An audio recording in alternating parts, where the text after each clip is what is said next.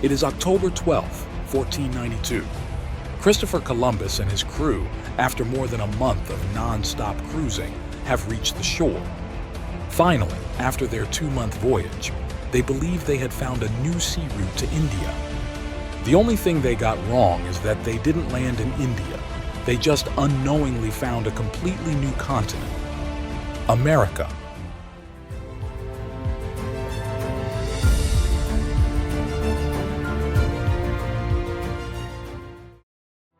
Columbus was born in northern Italy, in the city of Genoa, sometime around September 1451. His father was a merchant who hoped his sons would walk in his footsteps. Christopher, however, found his passion in seafaring.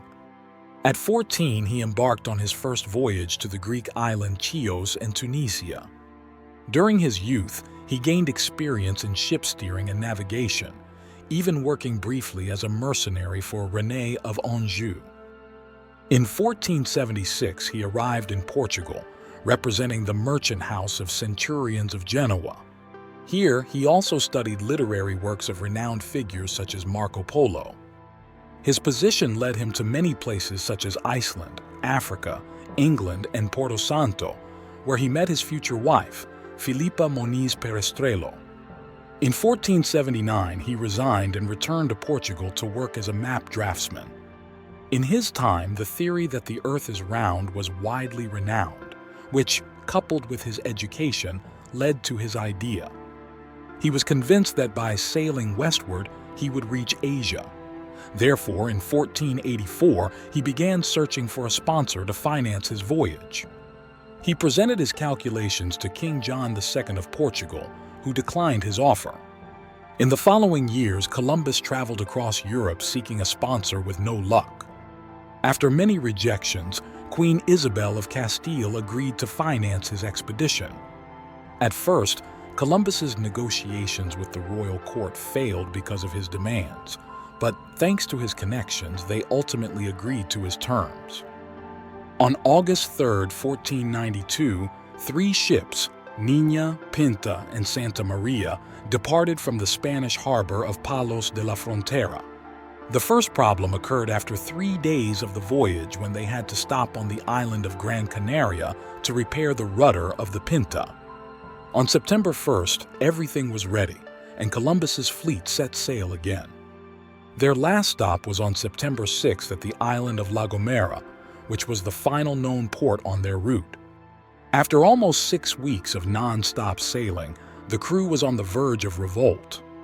Luckily, Columbus managed to calm the situation, and 2 days later they saw land on the horizon. Finally, after more than 2 months of voyage on October 12, 1492, Columbus and his crew disembarked on the Bahamian island of San Salvador.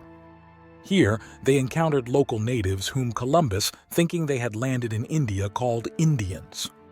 After spending 2 days on San Salvador, they went to Cuba and later to Haiti, where one of his ships, the Santa Maria, was wrecked. Columbus had a fort built here and left 43 men as its garrison. The first time Columbus experienced hostility from natives was on January 12, 1493, which was the last time he landed on Haiti. After that, he set sail back to Spain. On their way home, they were delayed at Santa Maria because a few members of Columbus's crew were captured by the Portuguese. They arrived back in Palos on March 15, 1493, from where Columbus departed to Barcelona so he could report the news to the Spanish royalty. Columbus brought with him 10 natives, of whom only 8 survived, and riches of the New World such as cotton, gold, and newly discovered potatoes. After his return, planning for the second voyage began. Columbus returned to America 3 more times, but the following voyages were not as peaceful as the first one. After his last voyage, he settled in Seville, where he tried to secure the riches and titles that were promised to him. However, only the title of admiral was recognized for his heirs. The titles of viceroy and governor of the West Indies were credited only to him. Later on, he settled in Valladolid, where on May 20, 1506, at the age of 56, Columbus, the man who discovered a completely unknown world for Europeans took his last breath.